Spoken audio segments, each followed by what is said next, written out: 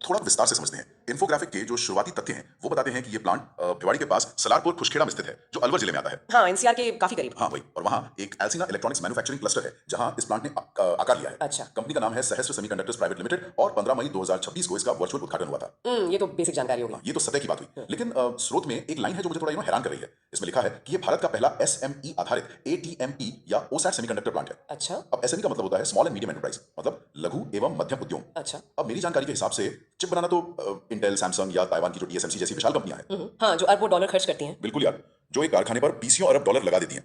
तो एक एसएमई इसमें कैसे फिट बैठ सकता है? मतलब ये पॉसिबल कैसे है? यहाँ जो बात सबसे अधिक आकर्षित करती है वो है सेमीकंडक्टर सप्लाई चेन को लेकर हमारी गलतफहमी। मतलब अक्सर हमें लगता है कि चिप बनाने का मतलब सिर्फ एक बहुत बड़ा फैब्रिकेशन प्लांट या जिसे हम फैब कहते हैं वो लगाना होता है। अच्छा, फैब अलग होता है? हाँ बिल्कुल, फैब वो जगह है जहाँ रेत से सिलिकॉन निकाला जाता है और फिर उस पर एकदम नैनोमीटर के स्तर पर सर्किट उकेरे जाते हैं। वो बहुत ही कॉम्प्लेक्स प्रोसेस है। ओहो, तो उसके लिए तो बहुत पैसे चाहिए होंगे। हाँ, उसके लिए 15-20 अरब डॉलर और एक बहुत बड़े कॉर्पोरेट घराने की जरूरत होती है। लेकिन सहस्त्र सेमीकंडक्टर्स यहाँ वो काम नहीं कर रहे हैं। तो फिर वो क्या कर रहे हैं? इन्फोग्राफिक एकदम साफ कहता है कि ये एक एटीएमपी ओसैट प्लांट है। इसका सीधा सा मतलब है कि वे खरोच से सिलिकॉन चिप नहीं बना रहे हैं। वे सप्लाई चेन के उस हिस्से में काम कर रहे हैं जो एक एसएमई के लिए आर्थिक रूप से संभव है, लेकिन तकनीकी रूप से वो उतना ही महत्वपूर्ण है। अच्छा, तो इसका मतलब है कि वे चिप्स की सिर्फ पैकेजिंग कर रहे हैं। अगर मैं एक साधारण से उदाहरण से जोड़कर देखूं, लाइक जैसे एक किताब होती है, तो क्या ये प्लांट उस किताब की कहानी को एक पूरे कागज पर लिखने का काम कर रहा है, या फिर ये पहले से छपी हुई किताब के पन्नों को एक अच्छी सी जिल्द में बांधकर उस पर चमकदार कवर लगाकर उसे बाजार में बिकने के लिए तैयार कर रहा है? ये किताब वाला उदाहरण बिजनेस मॉडल को समझने के लिए तो ठीक है। मतलब कि वे कहानी या सिलिकॉन खुद नहीं लिख रहे हैं बल्कि बाइंडिंग कर रहे हैं। हाँ, वही मेरा मतलब था। लेकिन अगर हम कारखाने के अंदर होने वाली असली तकनीकी प्रक्रिया की बात करें ना, तो ये उदाहरण थोड़ा हल्का पड़ जाता है। अच्छा, ऐसा क्यों? क्योंकि एटीएमपी कोई साधारण गत्ते की बाइंडिंग नहीं है। इसे ऐसे समझिए कि फैब में जो सिलिकॉन चिप या जिसे डाई कहते हैं वो जो बनकर आती है वो एक नंगे और बहुत नाजुक दिमाग की तरह होती है। ओके, एक ब्रेन की तरह। हाँ, वो सोच सकती है, लेकिन अगर आप उसे छुएंगे भी ना तो वो नष्ट हो जाएगी। वो इतनी नाजुक होती है। तो एटीएमपी का काम है उस नंगे दिमाग को एक बेहद सुरक्षित खोपड़ी या स्कल के अंदर रखना। ओहो, समझ आ रहा है। और सिर्फ इतना ही नहीं, फिर उस दिमाग से लाखों सूक्ष्म नसें जोड़कर उसे शरीर से मतलब कि मदरबोर्ड से कनेक्ट करना।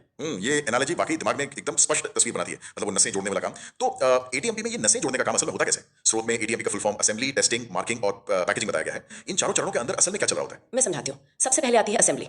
इसमें क्या होता है कि वेफर यानी सिलिकॉन जो प्लेट होती है उसको काट कर उसमें से छोटी छोटी चिप्स निकाली जाती हैं। अच्छा, तो वो एक बड़ी प्लेट से छोटी चिप्स बनाते हैं? बिल्कुल। फिर होती है वायर बॉन्डिंग।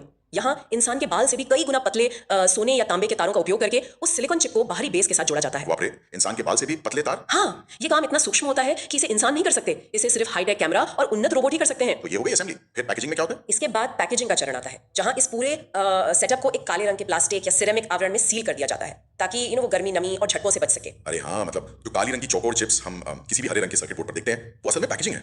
असली चिप तो उसके अंदर सुरक्षित बैठी है ना? एकदम सही पकड़ा आपने। असली चिप अंदर होती है और फिर आता है टेस्टिंग का चरण, जो शायद सबसे ज्यादा अहम है पूरी प्रक्रिया में। टेस्टिंग इतनी अहम क्यों है? मतलब क्या पैकेजिंग के बाद चिप खराब हो सकती है? सिर्फ पैकेजिंग के बाद नहीं, टेस्टिंग असल में ये सुनिश्चित करती है कि चिप का हर एक ट्रांजिस्टर सही से काम कर रहा है या नहीं। मतलब सोचिए, एक स्मार्टफोन की कीमत 50,000 या 1 लाख रुपए हो सकती है। हाँ, आजकल तो फोन इतने महंगे ही आते हैं। तो अगर उसमें लगने वाली 50 रुपए की एक चिप भी गलत तरीके से काम कर गई ना, तो वो पूरा का पूरा फोन कबाड़ हो जाएगा। ओहो, सही बात है, कंपनी का तो भारी नुकसान हो जाएगा। बिल्कुल। इसलिए इन चिप्स को अलग अलग तापमान पर रखकर उनमें बिजली दौड़ाकर चेक किया जाता है कि वो हर कंडीशन में काम करे। और ये मार्किंग क्या होता है? अंत में मार्किंग होती है, जहां चिप के ऊपर लेजर से कंपनी का लोगो और सीरियल नंबर उकेरा जाता है।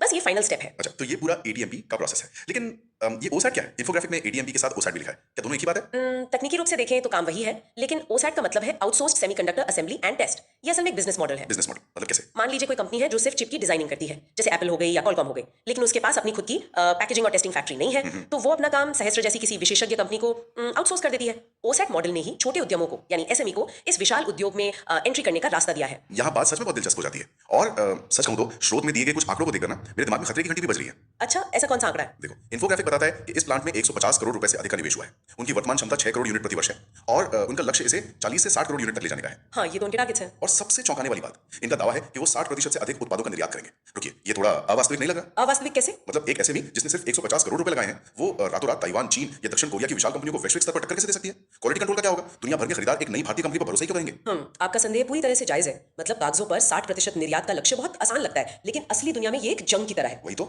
लेकिन इस सवाल का जवाब उस रणनीति में छिपा है जिसे इस एसएमई ने अपनाया है। अगर आप इन्फोग्राफिक में उनके उत्पादों की सूची देखें तो वे क्या बना रहे हैं? उसमें लिखा है micro SD cards, flash storage, LED driver IC, e SIM और आरएफआईडी प्रोडक्ट्स। बिल्कुल। मतलब वे आईफोन या एआई सर्वर्स में लगने वाले वो अत्याधुनिक या कटिंग एज प्रोसेसर्स नहीं बना रहे हैं। अच्छा, तो ये जो वो बनाने वाला होता है? सटीक बात। इसे सेमीकंडक्टर की भाषा में लेगेसी नोड्स या परिपक्व तकनीक कहा जाता है। Legacy nodes. हाँ, देखो, ताइवान और चीन की बड़ी कंपनियां अब 3 नैनोमीटर या 2 नैनोमीटर की अत्याधुनिक चिप्स बनाने की रेस में भाग रही हैं, क्योंकि वहां मार्जिन बहुत ज्यादा है, मुनाफा ज्यादा है। हाँ, एआई का जमाना है तो सबको सबसे फास्ट चिप चाहिए। बिल्कुल, तो उन्होंने इन छोटे रोजमर्रा के इस्तेमाल वाले उत्पादों पर ध्यान कम कर दिया है, लेकिन बाजार में इनकी मांग कम नहीं हुई है ना। सही बात है। आज भी हर TV, fridge, smart bulb, camera और यहाँ तक कि सस्ते स्मार्टफोन्स में इन्हीं फ्लैश स्टोरेज और एलईडी ड्राइवर्स की जरूरत होती है।